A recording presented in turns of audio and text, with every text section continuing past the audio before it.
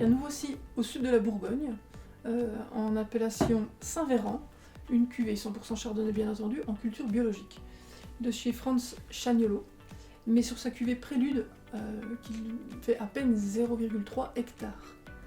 Vraiment une micro-cuvée.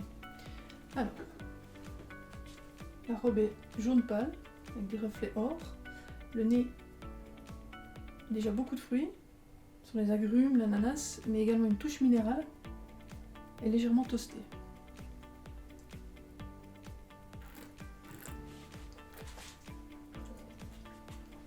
En bouche, alors une attaque avec une belle fraîcheur, tout de suite se développe la rondeur et vraiment un équilibre très subtil avec une finale saline.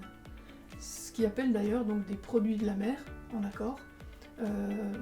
Vraiment un bel accord sur des produits nobles comme une brochette de gambas, une plancha de Saint-Jacques, mais des produits qui seront peu apprêtés pour vraiment garder toute la subtilité, la finesse de ce vin. Vous pourriez aussi tenter un accord un petit peu plus audacieux avec des cuisses de grenouille et pourquoi pas également un risotto à la truffe blanche. La température de service, méfiance, plutôt dans les 12 degrés, pas trop frais, avec une ouverture au préalable.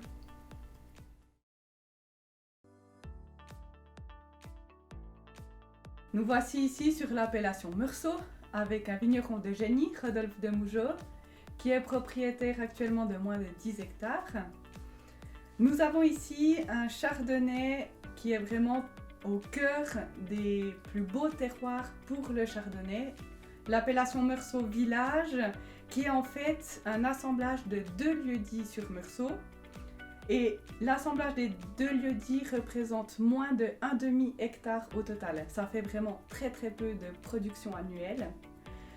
On a la chance de travailler en exclusivité justement avec Rodolphe Demougeot. On est toujours très limité dans ses quantités du fait de son peu de production. C'est un vigneron qui est vraiment à l'écoute de son vignoble et qui a beaucoup de tendances bio, voire biodynamie. Il est dans le respect de ses terroirs. Et il nous fait toujours des vins, que ce soit en rouge ou en blanc, sur la plus grande pureté. On le voit ici déjà rien qu'au nez avec son chardonnay, c'est très épuré. On a quelque chose de très fin, mais quand même quelques touches briochées.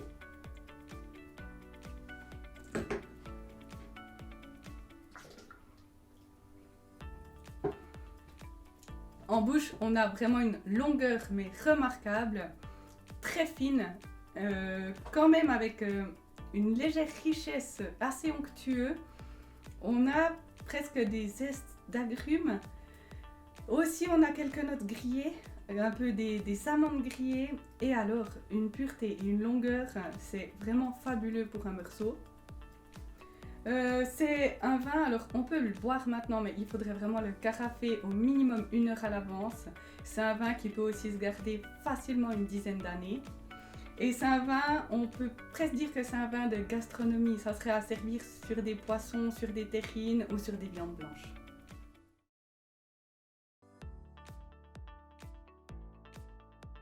Voici ici une des cuvées de la maison Pierre Brisset. Nous sommes en Bourgogne, nous sommes à Chassagne-Montrachet. Pierre Brisset est encore une jeune maison dans le panorama viticole, mais qui a déjà fait ses preuves en quelques millésimes. Cette cuvée-ci est issue de la parcelle extrêmement qualitative voisine de la Romanée et des Grandes Ruchottes, c'est la Grande Montagne. C'est une parcelle en haut de coteaux, entourée de végétation. La robe est jaune d'une grande densité. Le nez est complexe, il est puissant. On reconnaît ici la trame minérale des grands chardonnays bourguignons. On a également des notes de fruits à chair jaune bien mûre, ainsi que des notes épicées, ainsi que de fines touches toastées dues à un élevage extrêmement maîtrisé.